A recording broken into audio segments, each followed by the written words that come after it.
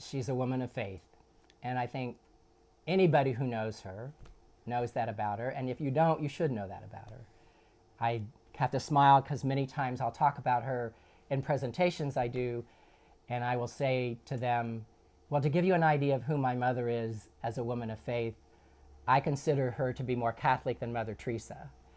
And, oh, wow. you know, her whole life has been a prayer for John. us kids. So when I think about who she is, that's what comes to me. And it's not been an easy path for her. I mean, she's had her struggles along the way in caring for Dad and caring for us. And life wasn't always easy. We grew up poor, and you know, we never wanted as children, but we didn't have a lot of extra. We did the hand-me-downs thing. So part of that experience I have in knowing her has been to be blessed by understanding the importance of faith and a belief in a God that can lead you to new experiences. And I think the other thing that with Mother Teresa in the comparison is Mother Teresa had a number of experiences of dark nights of the soul. And I know Mom has been through that too. And she didn't despair though. She always kept hope. And I think in their relationship when she cared for Dad, that also spoke to me, that she's a woman of hope, because it wasn't hope in a magical thinking way. It was hope that said, we can endure this suffering. We can patiently endure this. And the benefit of that, it will bring us closer to each other. Yeah. And it will bring us closer to our God. And that's the true meaning of hope for me that she has exhibited, I think, not only to those of us who knew her as a mom and a partner with my dad, but to anybody who ever gets to know her. I think the other thing is she's also, I like to look at her kind of as a woman of virtue. We understood as children how important honesty and integrity and humility were as gifts in terms of the lives that we should lead. And we would look to her to say, so what does that mean? And how do we conduct ourselves at school or when we got awards or anything like that? That those were guiding posts for us in terms of how she would teach us in that. And I think the virtue that is most evident for all of us as children has been fidelity, and what she's shared about her vows to take care of my dad. And as she knows, most of us in our own marriages have had struggles along the way. That's the one I think we keep coming back to, because it's not easy.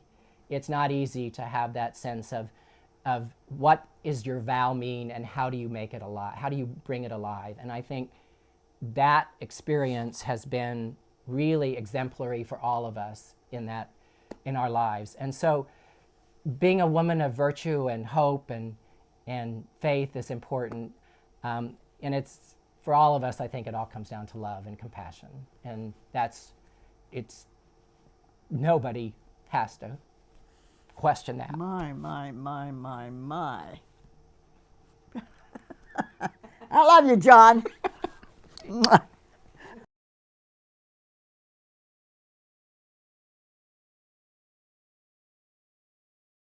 Well, I'm very blessed with reasonably good health, and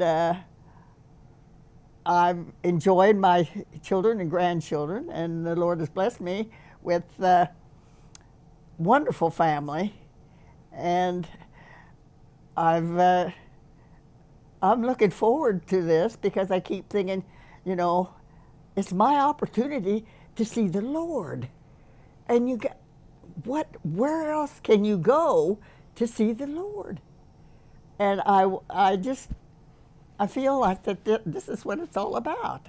And as I said, I've lived a full life and wonderful family and everything, and I keep thinking, you know, this isn't that bad. It's a way of looking. I just feel like I've been guided down the right path to get where I am today, and I'm blessed that I have gotten there through the help of family and prayer, and I dearly love the Lord, and I'm excited about seeing Him. I keep thinking it's gonna, wow. Well, maybe that's, not very nice to say. I don't know, but I mean, I just think that. Well, how else can you look at it? It's not a sad. Well, to me, it won't be sad. It might be to them, but if they know that I'm with the Lord, they should be happy. And so I am, because I am happy.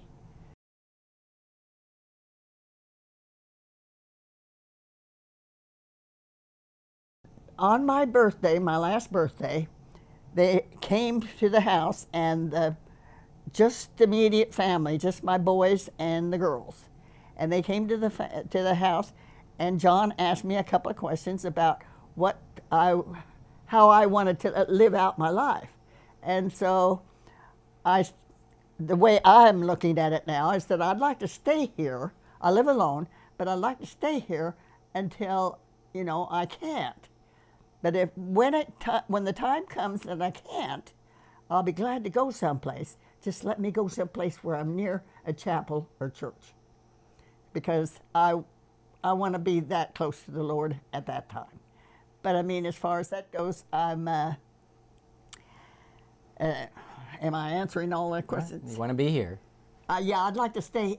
I'd like to stay here, because the kids have been so good to me about getting me to church, getting me to the doctor, getting me to the dentist, getting me to the eye doctor.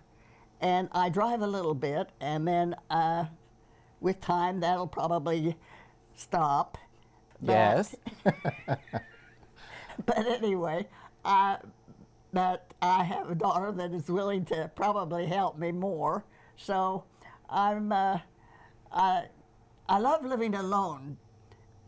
Well, to be honest with you, I can pray whenever I want to, and I don't have to excuse myself or anything else. And it's very satisfying. I like to work in the yard, and when it's warm, and I do my exercises every day that I've been taught to do, and I do light housekeeping, and Your crosswords. my what? Your crosswords. Oh yes, that's been a godsend. How did I get started with that? I don't know. Well, anyway, I remember, well, I played the organ from the time I was 14, and I love music, as you can see. Anyway, but I mean, as far as that goes, and then I got into the crossword puzzles. I don't know how I got started with it, but anyway, when Neil would get sick and we'd have a bad day, that's what my escape was crosswords, because it takes you away. You haven't got time to think about what happened today. You think about what that word needs to be, how it needs to be explained. And so, and then when I would get depressed, a lot of times, if the day got heavy, I'd go out in the yard and pray and feel the presence of the Lord, and the what do you call it, the atmosphere was wonderful out there, because it's a nice place. It's not a garden, it's just a patio, but it was a nice way of getting away from the routine that I had to.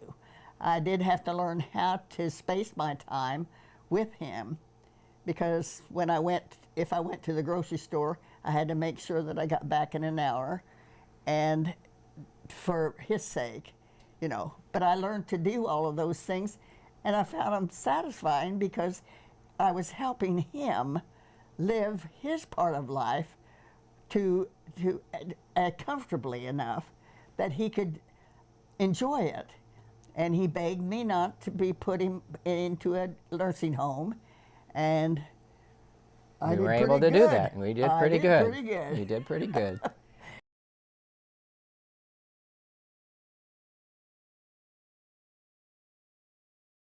Yes, it made me very aware of how demanding it could be for especially young people, because of the fact that it is. When I got married, I promised to love, honor, and obey, Or, well, maybe you don't use that word anymore. Yeah, Do it's you? okay. Anyway, but I mean, as far as that goes, I went into this. It was till death do us part, and so I didn't want this to be hung over on the kids, and I wanted to figure out how we could do this without me being so dependent on them. But God bless them, they're wonderful. Because even as Neil got worse and had to be helped more in bed and in wheelchair, and I had wonderful people from church that helped me get him from the wheelchair to the pew, and I've realized the demands that it would make on the youngster's life, and I don't want to be that way. And if I get to the point where I am, you get me to Cornerstone or someplace. Just make sure it's my church. The way you explained it to me was, when you got married, you signed up for the work that it was going to take to be, like you said, till death do us part. Well put. But you said you kids didn't sign up for that. That's right. And so go ahead, and then you said to me, so I want to make sure that you know that I don't want you to do that. the extraordinary things. Yes, and that's why we talked about it that day. And I told him that I made I have a living will, and I don't want to be resuscitated. Is that the Right. direction we're going in? Anyway, I don't. Sorry. Anyway, I don't want to be resuscitated, and I don't want to have any extraordinary means to keep me alive. I want to be, well, selfishly, I want to be kept comfortable until I die. Honey, if you're going to see someone like the Lord, why would you be afraid? You're going to heaven. Maybe I won't stay there, but I think you got your ticket punched for that. I'm not worried. I don't think anybody's worried about that. well, I'm sorry. Getting out of hand here. Anyway, but I mean, I really very comfortable with it because I pray, and even when I go to church on Saturday night when the kids take me and we go to Cornerstone. Anyway, I pray that I don't have to visit with anybody. This is my time with the Lord, and when I'm there, I'm in His presence, and I get a chance to say what I want to with Him. I don't want to visit with anybody else, and so that doesn't always go over real good. Because people are always chatting around me anyway. But I just feel like it's just a precious time in my life, and I'm getting a chance to live it out halfway sensibly, and with the health that I have, I'm grateful that I can still see to pray and to hear the sermons. And even though I have to turn it up once in a while, anyway, it's just a special time in my life, and that's why I like living alone too, because I can pray. Because I pray off and on, 8, 10, 3, 12. Well, anyway, and 4. Anyway, but I mean, I just didn't. I feel like this isn't all that bad. It's not a sad time in my life at all. I get a chance to enjoy the family, and I've lived long enough to see my great-grand. I never dreamt in my life that I'd ever live this long, because I'm little. I'm shrinking, but I have pretty good health. I do take blood pressure medicine. I don't suppose that's necessary. But anyway, blood pressure medicine. I have angina, and I also have arteritis, which is the inflammation of the arteries. But all of that has been taken care of with 2 pills a day.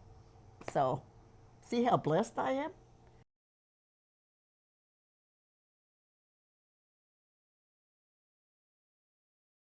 Well, I think I talked to you. Yeah.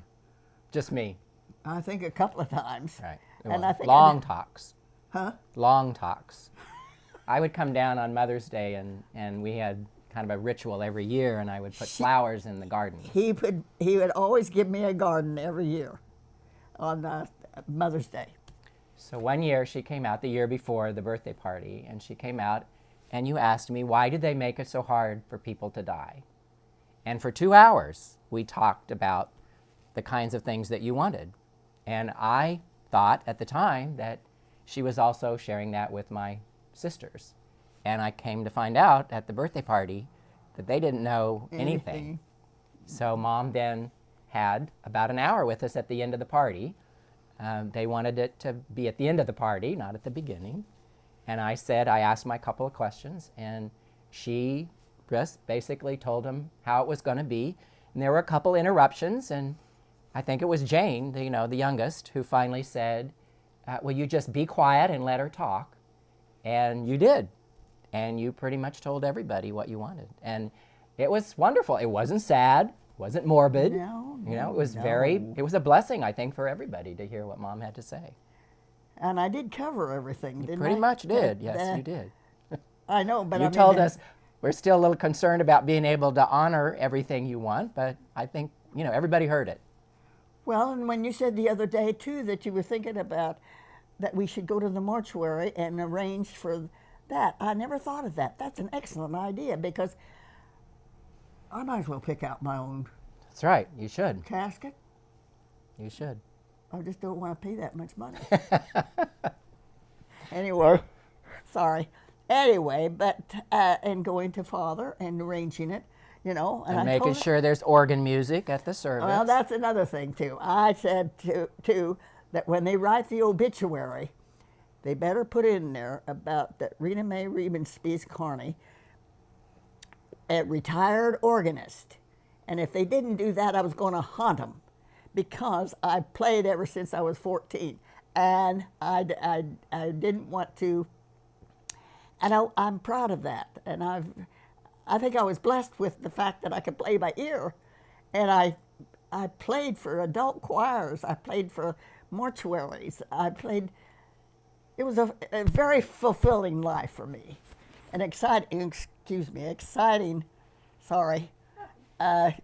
exciting because of the fact that I felt like I was giving back to the Lord again, a gift that He gave me. So I enjoyed it very, very much, but I wanted that done. I want that remembered when in the obituary, and whatever else I want an organ played at the wedding, at the funeral, only if it's convenient for them. Then I got to thinking, that's kind of selfish. I should let them express themselves at the funeral. And then I got to thinking, but they could still have an organ. Right.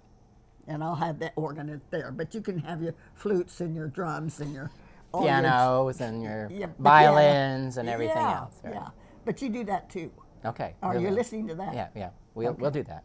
Okay. We'll do that. I've got it. And the wake. I think we'll make sure the wake is what we want, and the rosary that you want. Oh, the night before. Right. Yeah. Because the rosary is important to you. Yes. Oh, very much so. And they can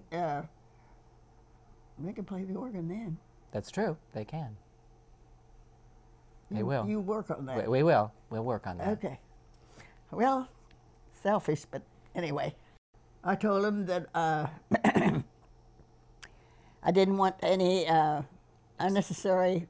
Extraordinary. I don't resuscitation. I don't want any extraordinary means of keeping me alive. What's the other one? You wanted to live here as long as possible. Yes, and I want to. Those were the basic things. I want to live here as long as I can. But when I can't, it's okay that I go to, like, Cornerstone. But I just want to be near a chapel or church.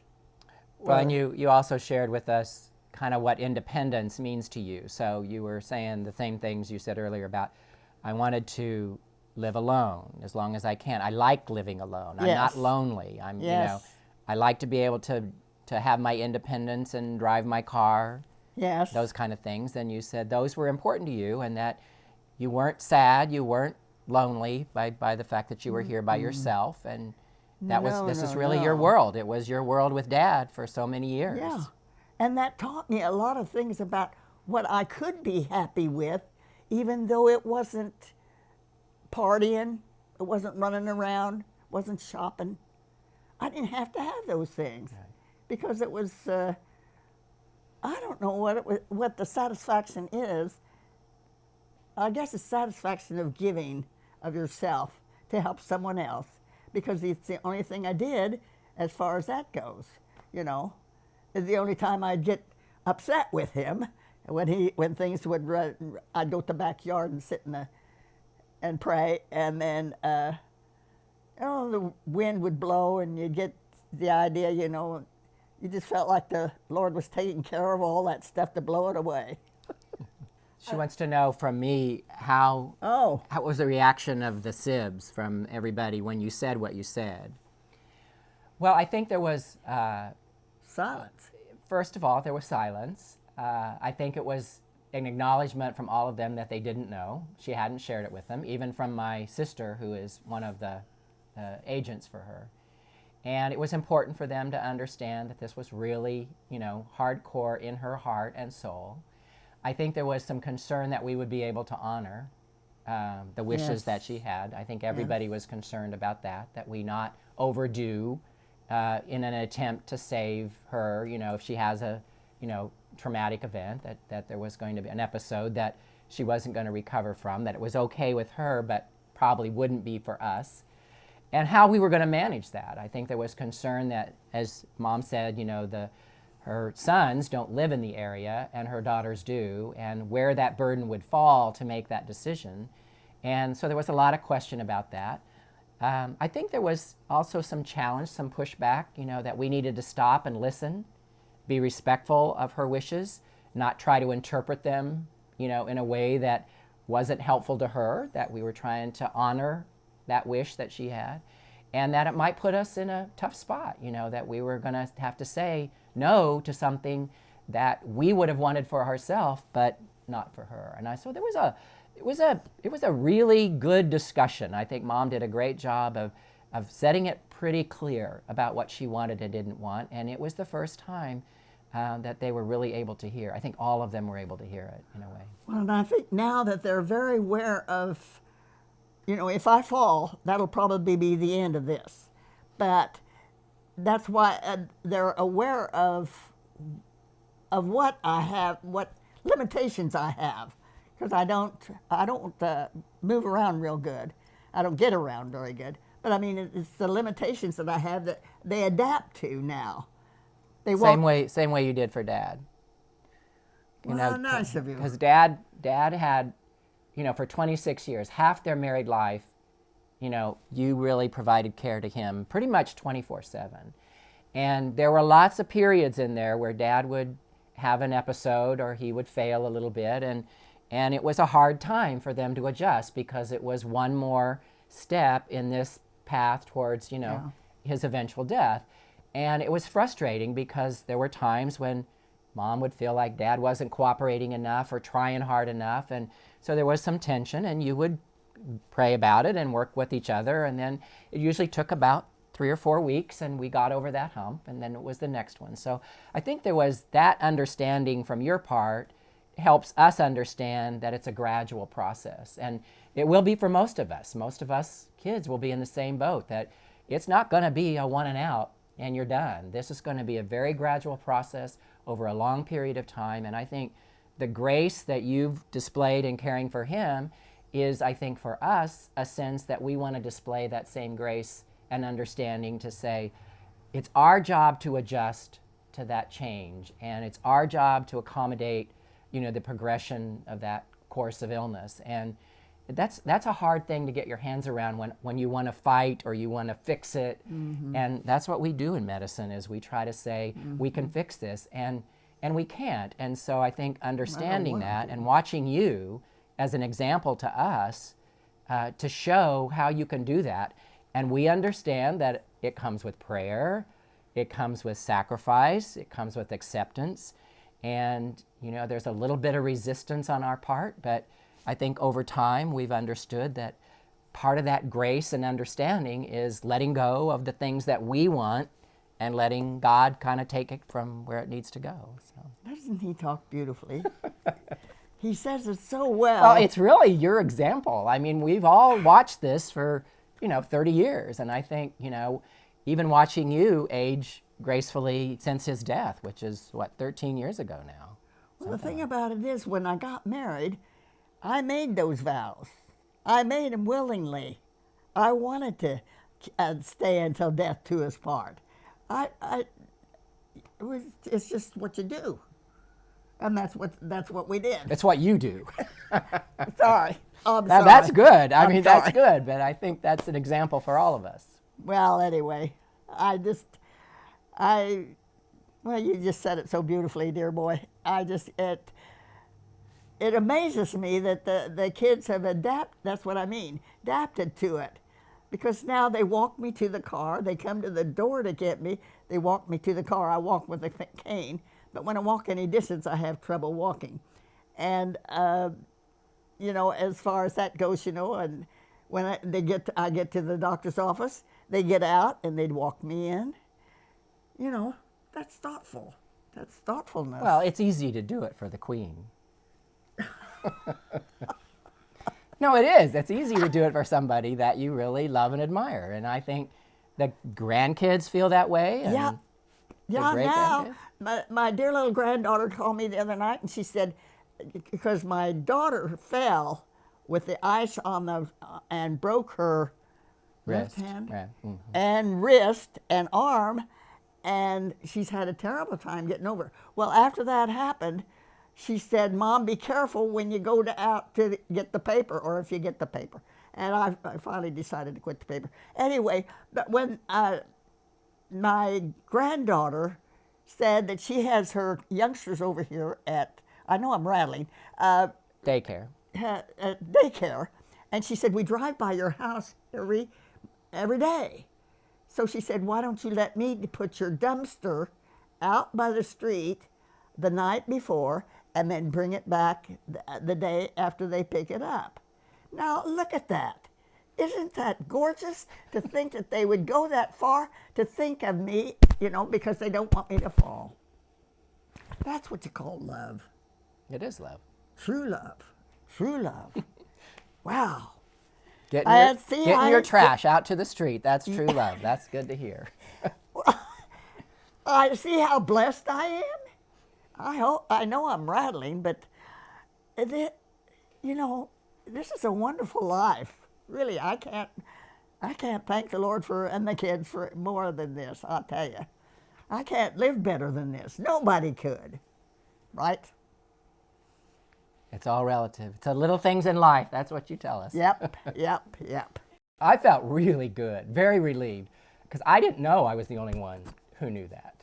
Well, see, he's power of attorney. And I thought that he was the only one that needed to know. Right. But Ann needed to know, because Ann, it's very likely my sisters who live here are going to be the ones who have to make the decision. And we talked about that would be hard for them.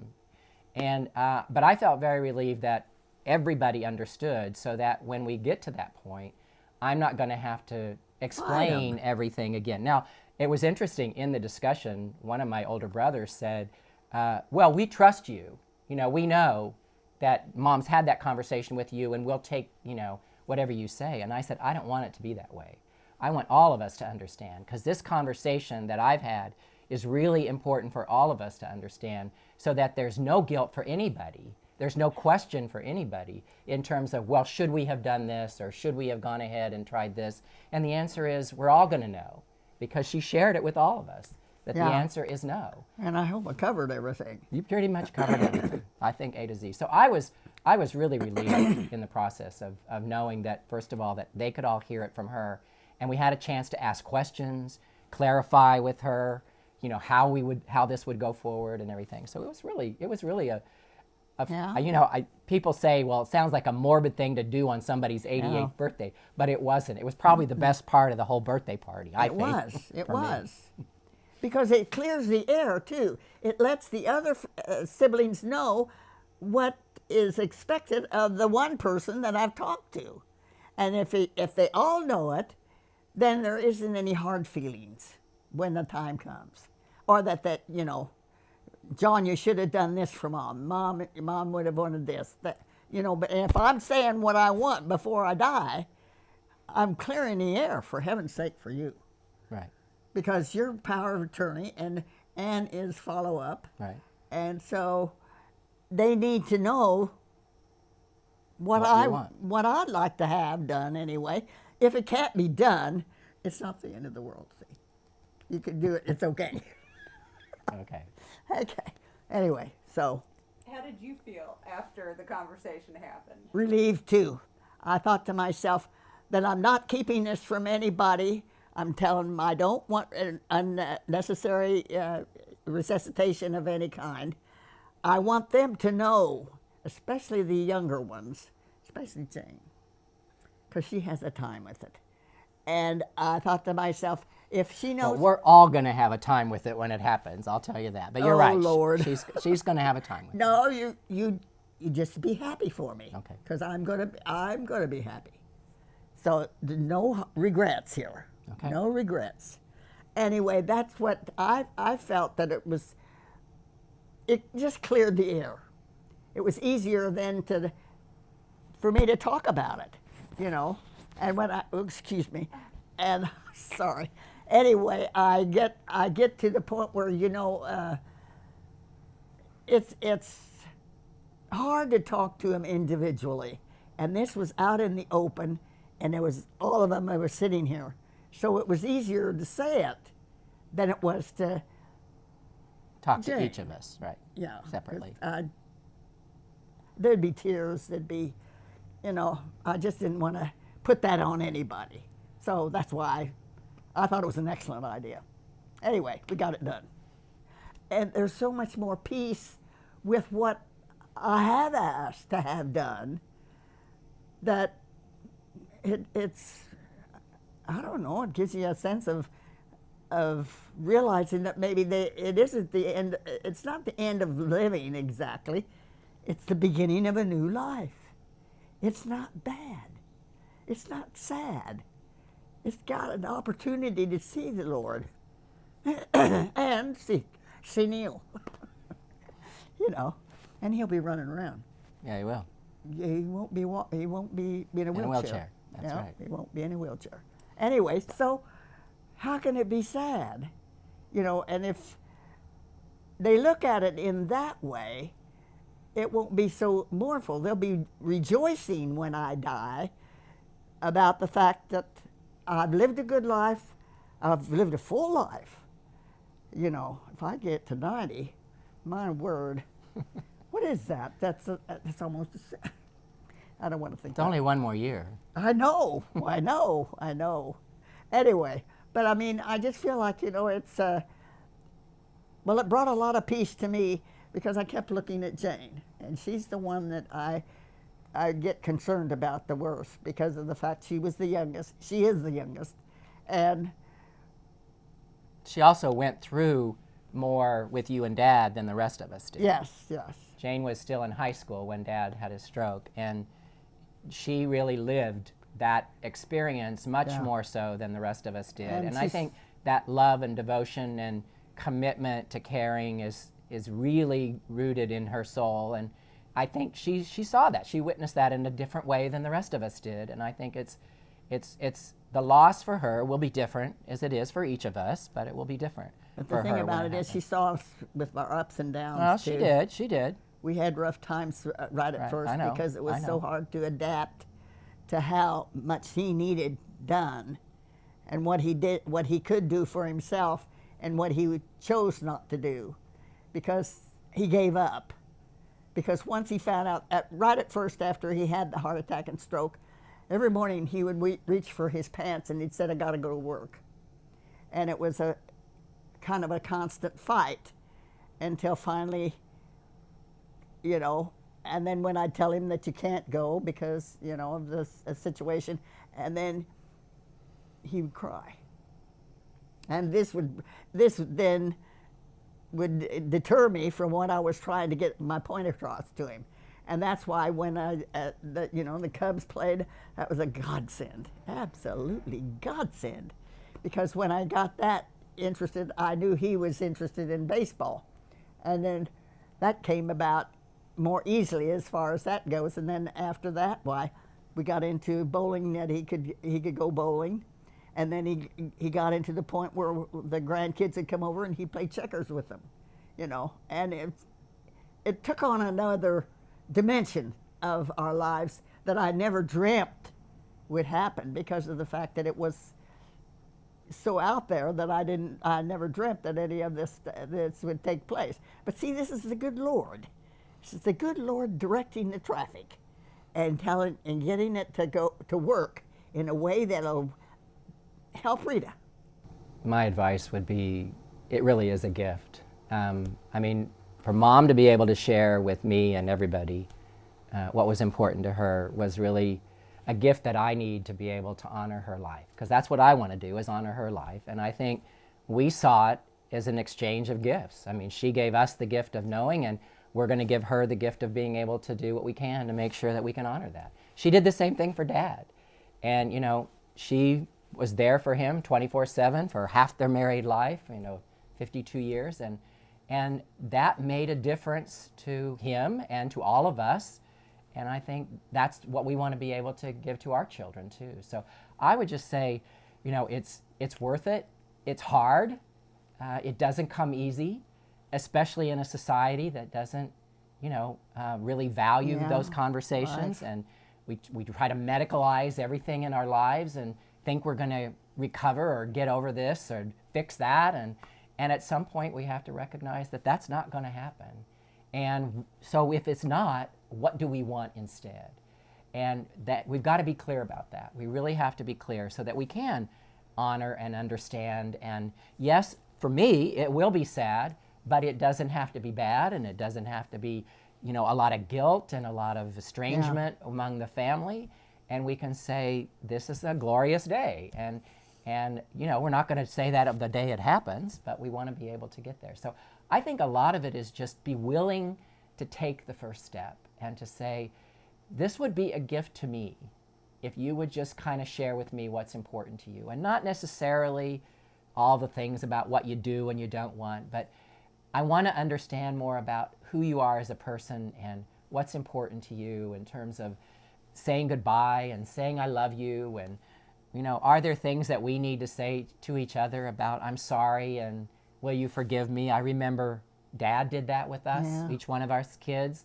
He went through a period where he asked forgiveness for each of us, and that was to help him and Mom in their conversations. And it was a very beautiful exchange, and this was when Dad could still have those conversations. It was kind of a thing that they worked on, to go to each one of the kids and say, I'm sorry for those things. And I think that's where that conversation leads, is to much deeper, more intimate conversations about what life means and what family means and what love is, and how do you, really take care of the things that are most important to you, and saying the things that are most important to you. Those are the really important things of life and family and what love means and all those kind of things, and honoring, the person that you're most committed to. Well, and as parents, we were not perfect. We made a lot of mistakes. We didn't always do the right things for the right reasons when we were growing up. And so asking for forgiveness from the youngsters, as far as ours was concerned, is the fact that that's also peaceful in return, because of the fact that, it's like going to confession. So you ask the Lord for forgiveness there. And so we asked for forgiveness from the kids, because we did, we were cross with them, and we told them how they should live and what they should and shouldn't do and everything else. I remember the experience of the stuff on the wall of Mark. Remember that? Yeah. Anyway, those are the things that, that are, I don't know, that bring you closer, I think. it easier for you to. It's easier for me to talk about things like going to the mortuary and having fathers know what you want for your funeral. Now these things are harder, and especially if you don't tell them what you want, they're going to make the decision, and maybe that's going to be hard for them if they have to make the decision. So why not make it easier and you tell them before you die, while you still got your mentality, It's just like I go to the doctor and I say to her, I don't want any colonoscopy. I don't want any mammogram. I want maintenance. I want only taking care of my aches and my pains. That's all I want out of a doctor anymore. And then I told the dentist that, when he fixed one of my teeth and I had to pay $1,000, and I said, and now how do I get out of that? But God bless him, he took $100 off. Way to go, Mom.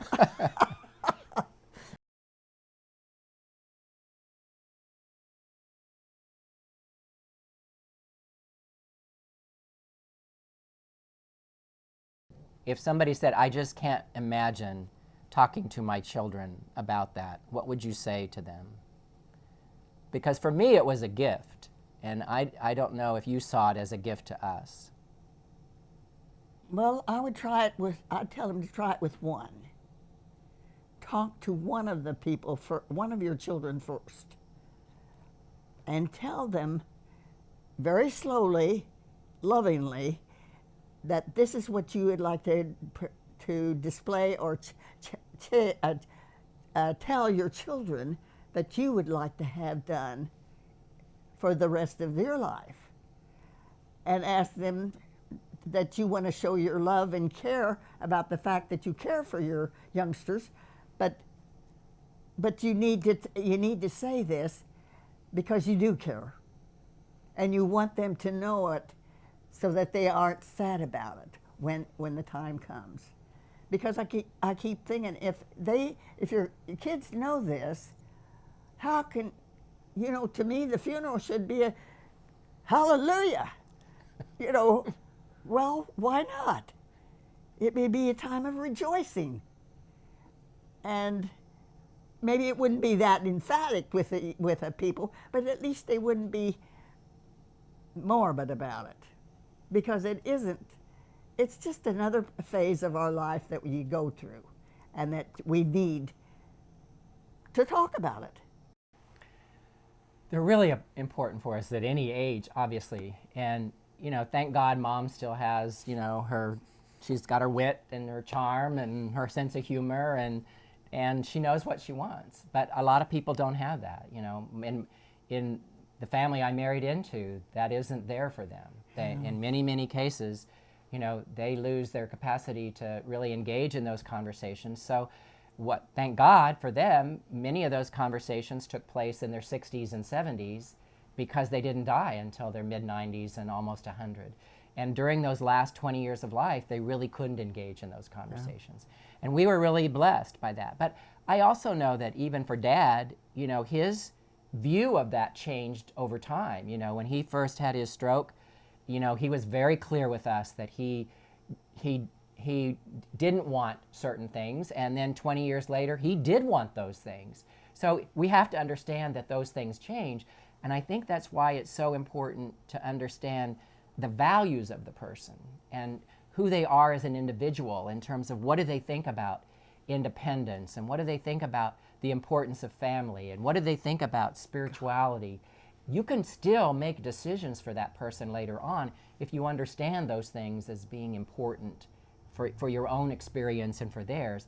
You can still make those judgments because none of us can really predict everything that's going to happen, and we don't know. But at the same time, we can know what's really important inside that person and make those judgments. So it's important to have those conversations at every stage in life. And for certain times when you have there may be a particular diagnosis or something happens to you and it may change, who you are as a person.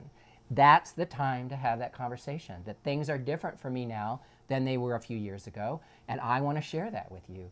And again, it's a hard conversation to have, but it's absolutely essential for us to be able to really share those kinds of things, or we're going to be in a vacuum and we're going to be at a loss when it comes time to make those decisions. So I think it's important at any point in time. And when you look at kind of the most,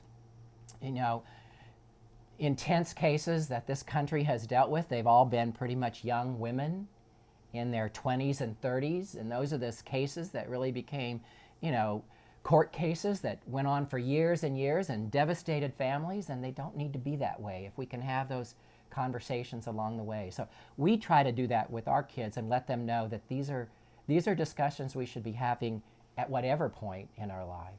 And it's important for us to be able to do that. And I think if you can use an example of mom to say, this is important to her now, what's important to you? And use that as a launching point to say, okay, we heard from Grandma. We heard from, Grandma Sweetie Pie told us what she wanted. Well, what would you tell Grandma Sweetie Pie you wanted for you if something happened to you? Because it could happen.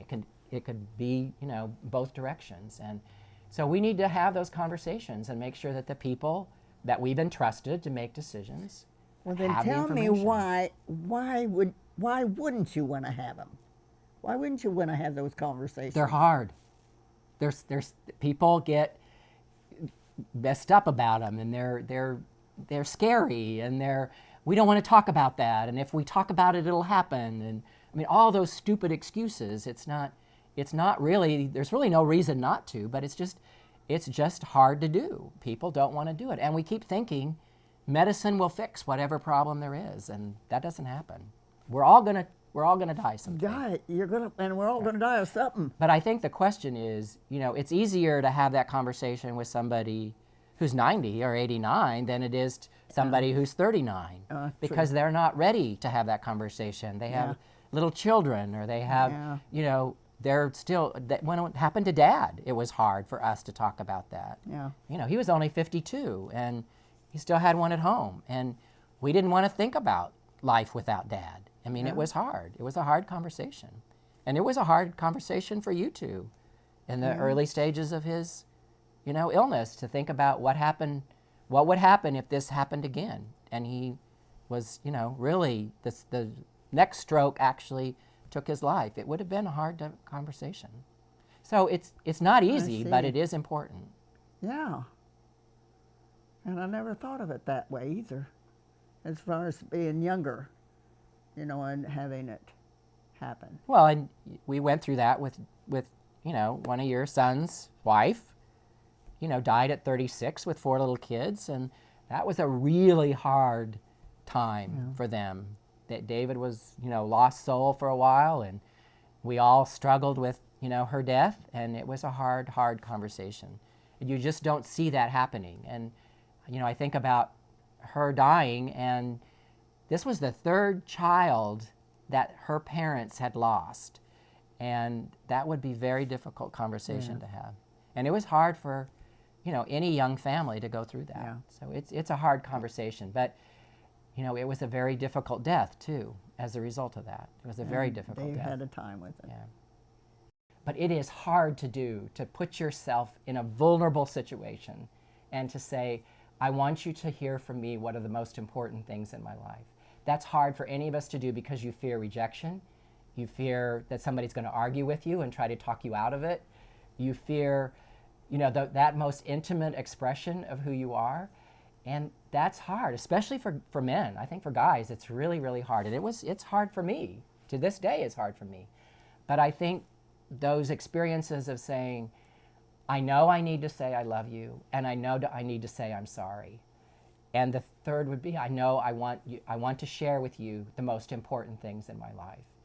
And because you're my partner, or my loved one, or my son, or whoever it is you're sharing with.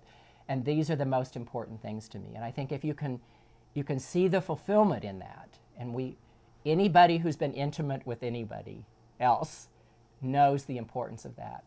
And you get it back tenfold in the fulfillment that you have in that experience. And I think that's a gift that you give to each other. It's my saying I'm sorry doesn't heal me. It heals, it doesn't heal the person that I'm saying I'm sorry to. It heals me because I said, please forgive me for what I've done to you. And that willingness to be intimate comes back and makes me feel loved. And because I've been vulnerable to that person and they're able to affirm me. That experience, that intimacy it's just the hardest thing in life. We all love it when it goes well, but it's scary. It's really scary. Well, the most tragic part of not knowing and not sharing really forces people to turn inward and talk about what they fear most or that they're most uncomfortable with or the things that they want the most. And if that isn't the same as the other person across the room or the other sibling or the other partner or whatever, it becomes an inward battle of wills. And you lose the focus on the individual and you focus on your own inadequacies and your own, ways that you normally handle crisis. And most of us don't handle crisis well. We really don't. And we become very selfish and very self-oriented and really wrapped up in ourselves. And it's hard if you can't focus on that other person at that time. And that's what happens with families when those kind of events occur, is they become splintered, they become selfish, and it really, it really impacts the ability for people to get outside of themselves and really focus on the other person. And unfortunately, that's what happens in hospitals and in emergency rooms and in nursing homes and in many other, cases in life. And you lose the sight of what's most important to that individual. And that's sad and tragic in most cases, because then we're not able to really focus on the love that you have for the person that you're trying to speak for. Well, and I think also puts a lot of responsibility on that person that it has to decide, especially if you're talking about death, because then it demands him making the decisions that he would think that mom would want or everything else. And I keep thinking, why put that on them? Well, I just keep thinking, it's not fair to your children or anybody. I would think that it would take, because they're going to get static from the other family members if he doesn't do something that they think mom would want, blah, blah, blah. And I thought to myself, that's why it's important that it's said out loud. But I think, too, that having a conversation about the things that are most important allow you then to filter the decisions that do have to be made in a way that isn't contextualized always in a medical sense. In the conversation we've had today, to know that the spiritual dimensions of mom's life really drive 90% of the decisions that she makes in terms of what's important to her, how she lives her life here, why her independence is so important. It gives her time to pray whenever she wants. She's not lonely. She's in communion with the saints and God in those moments that she has that we're all sitting there thinking, well, what does she do all day and that kind of thing. So that understanding of the importance of spirituality in her life helps me understand I need to make that the central focus of my decision about the treatments that come later on, to say, how will this help her fulfill that experience? How will this make her more able to have that experience of spirituality? And if I know that that ultimate experience of spirituality is being able to see Dad again and being able to be with the Lord, it helps me make the decision about the treatment. I don't need to know what the treatment is. I need to know what are the most important things to her. Would this put her in a position of never being independent anymore? Would it put her in a position of not being able to be in a place where she could get to church on a regular basis? Would this put her in a position of not being able to read her prayers and have her time with the Lord that are important? Those are the things that I'm going to consider to be most important when it comes time to make the decisions about the treatment. Not, well, was she specific about she wanted a feeding tube or she didn't want a feeding tube? No. That doesn't matter to me. What matters to me is, What did she see as fulfilling in life? What did independence mean for her? What did her ability to be able to live alone mean to her? What was the most important things that she had in her routine every day? That prayer time is absolutely essential. So everything I'm going to make a decision about is, how will this help her be able to pray? And she's learned that prayer and God's guidance and his path is different than hers. I get that. So we have to, bring that into the consideration as we do this, that it may be something different, it may be a different place, but at the same time, I think we'll all feel comfortable. Those should be the guiding posts when we come to make that decision, not what specific forms of treatment did she say she wanted or didn't want. Now, she's a little older, and yes, that might make it a little bit clearer to her, but for those who are younger, that say, well, yeah, maybe I try a feeding tube. Dad went through that. Dad went through resuscitation early on in the illness. He said, no, absolutely not. 20 years later, we were going back in for surgery to fix some stuff. And we asked him, and he said, yes, everything. And we looked at each other and said, what is that about? But he was at a different point in his life. And so that helped us make a different decision about what would we decide for him if that happened. Luckily, it didn't. And that's really a guiding point to the fact that it is the time of life when it happens.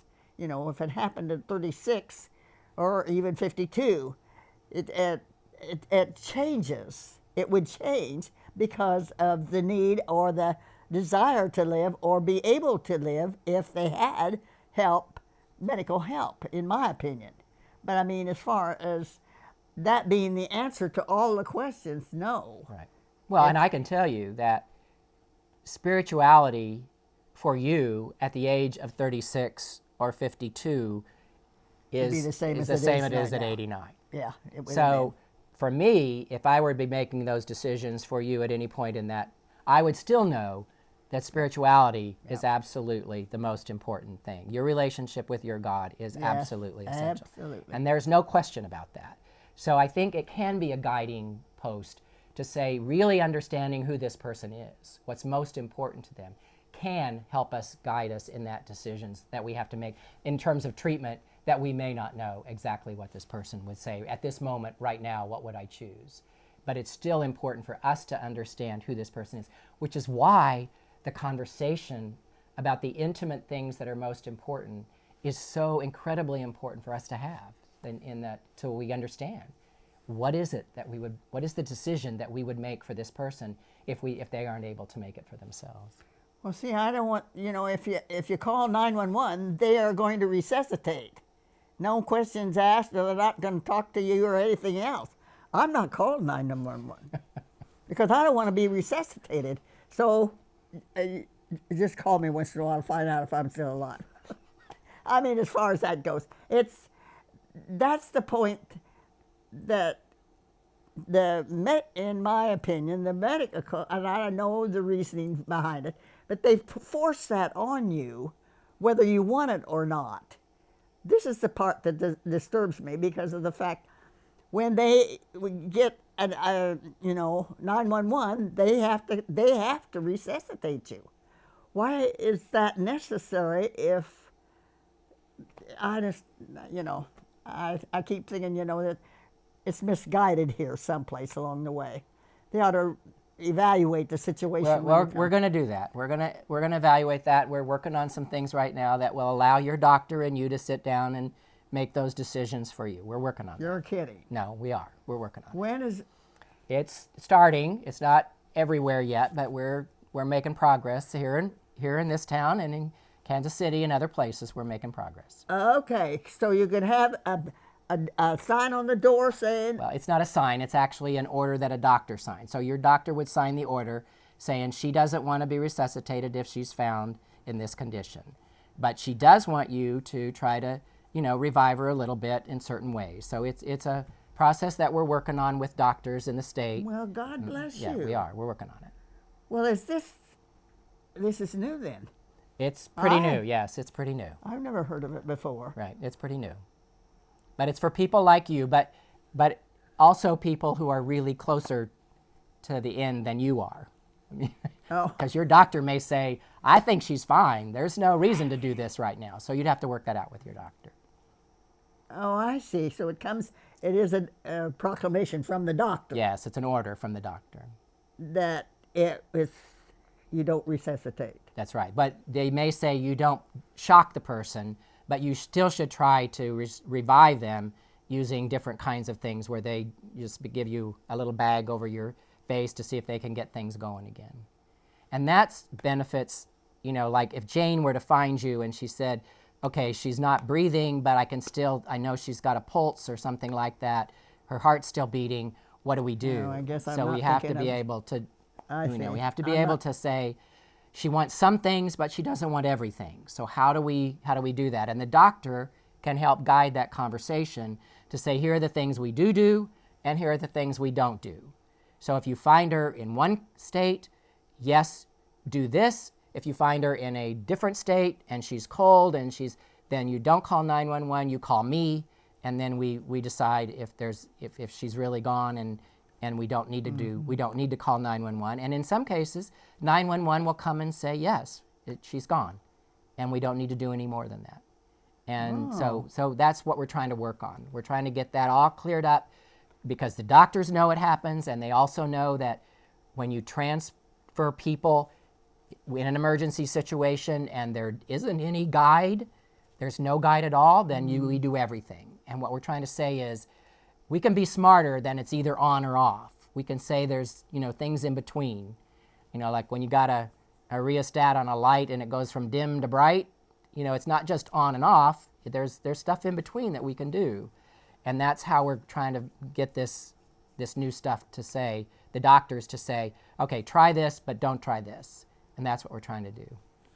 So it's going to take us a while, but we'll get there. Well, it sounds interesting anyway. Yeah. And the medical people are ready for this. The emergency doctors are ready for it. The ambulance people are ready for it. The nursing home people are ready for it.